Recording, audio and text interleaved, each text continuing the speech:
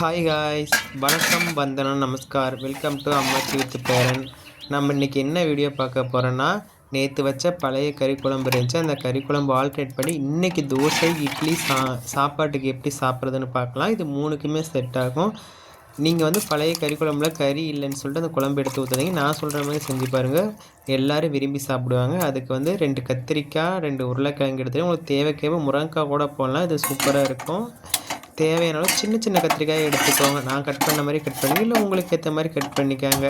முதல்ல அடுப்பு பற்ற வச்சு ஒரு வானொலி எடுத்துக்கோங்க. வானொலியில் வந்து கொஞ்சமாக எண்ணெய் ஊற்றிக்கோங்க. ஏன்னா அதிக எண்ணெய் வேண்டாம், ஏற்கனவே குழம்புல எண்ணெய் இருக்கும். ஸோ அதனால் கொஞ்சமாக எண்ணெய் ஊற்றிக்காங்க. எண்ணெய் ஊற்றிட்டு இந்த நம்ம கட் பண்ணி வச்ச உருளைக்கிழங்கையும் கத்திரிக்காயும் போட்டு லைட்டாக வணக்கிக்கோங்க. ரொம்ப டீப்பாக வணக்கினீங்களா இதுலேயே வெந்துடும் கத்திரிக்காய். அதனால் குழம்புல போடும்போது குழஞ்சி போயிடும். அதனால் லைட்டாக வதக்கிக்கோங்க.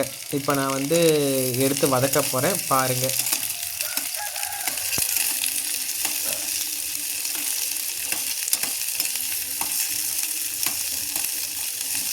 இந்த கத்திரிக்காய் வதக்கும் போது சைட் பை சைட் நீங்கள் வந்து பழைய குழம்பு வந்து சூடு பண்ணி வச்சுக்கோங்க. ஏன்னா நம்ம போட்டு அதை வந்து குழம்பு வைக்கும்போது அது கொஞ்சம் ஒரு மாதிரி இருக்கும். குழம்பு கொதிக்கும் போது லைட்டாக கொதிக்கும் போதும் நம்ம கத்திரிக்காய் எடுத்து போடும்போது அது ஒன்றா மெர்ஜாகி நல்லா வேகும்.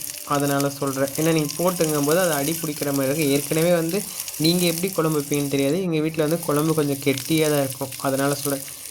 ரொம்ப கெட்டியாக இருந்துச்சுன்னா கொஞ்சமாக தண்ணி ஊற்றிக்கோங்க. தண்ணி ஊற்றிட்டு நம்ம இதில் வந்து மசாலா ஆட் பண்ணுவோம்ல, அதனால் கொஞ்சம் மெர்ஜ் ஆயிரும். இப்போ வந்து தேவையான அளவு உப்பு போட்டுக்கோங்க. உப்பு அதிகமாக போடக்கூடாது, சும்மா அந்த லைட்டாக. ஏன்னா ஆல்ரெடி நம்ம குழம்புலேயே உப்பு போட்டிருப்போம், அதனால் லைட்டாக உப்பு போட்டுக்கோங்க. உப்பு போட்டு தேவையான மசாலா சேர்த்துக்கோங்க. உங்களுக்கு வந்து காரம் வேணும்னா கொஞ்சம் காரம் பொடி சேர்த்துக்கோங்க. எனக்கு வந்து காரம் தேவையில்லை, அது வந்து கரெக்டாக தான் இருக்குது. அதனால் கொஞ்சம் வந்து கரம் மசாலா மட்டும் சேர்த்துருக்கேன். நான் முன்னே சொன்னேன்ல, இப்போ பாருங்கள் நான் குழம்பு வந்து ஆன் பண்ணிவிட்டேன். இதில் காட்டுறது கொஞ்சம் சின்னதாக தான் இருக்கும். நான் கட் பண்ணி போடுறேன்.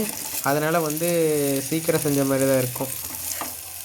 கத்திரிக்காய் வந்து நல்லா வதக்கி விடுங்க. பாருங்கள், கத்திரிக்காய் வந்து பொன்னிறமாக வந்துடுச்சு. இந்த ஸ்டேஜ் எடுத்தால் போதும். ஏன்னா ரொம்ப நம்ம இங்கேயே எண்ணெயில் வதக்கிட்டோமோ அது வெந்துடும். அதுக்கு வந்து குழம்புல போட்டு வேக முடியாது. ஏன்னா குழம்புல இந்த காயெல்லாம் போட்டால் தான் அது வந்து ஒரு மாதிரி அதுக்குள்ளார உப்பு காரெல்லாம் இறங்கி சாப்பிட்றதுக்கு நல்லாயிருக்கும். இங்கேயே வெந்துட்டுனா நம்ம குழம்புல வந்து சீக்கிரம் எடுக்கிற மாதிரி இருக்கும். அப்புறம் உப்பு காரம் பிடிக்காது, அப்புறம் சாப்பிட்றதுக்கு ஒரு மாதிரி இருக்கும். லைட்டாக உருளைக்கிழங்கு வந்து லைட்டாக ஒரு மாதிரி வருதுன்னா கத்திரிக்காய் வந்துருக்கும். இப்போ எடுத்து நம்ம வந்து குழம்புல போட்டுக்கலாம். குழம்புல போட்டு ஒரு 5 நிமிஷம் விட்டால் போதும், எல்லாம் சரி வெந்துடும். ரொம்ப நீங்கள் வேக வைக்கக்கூடாது. குழம்புல போட்டு ஒரு 5 நிமிஷம் விட்டாவே நல்லா வெந்துடும்.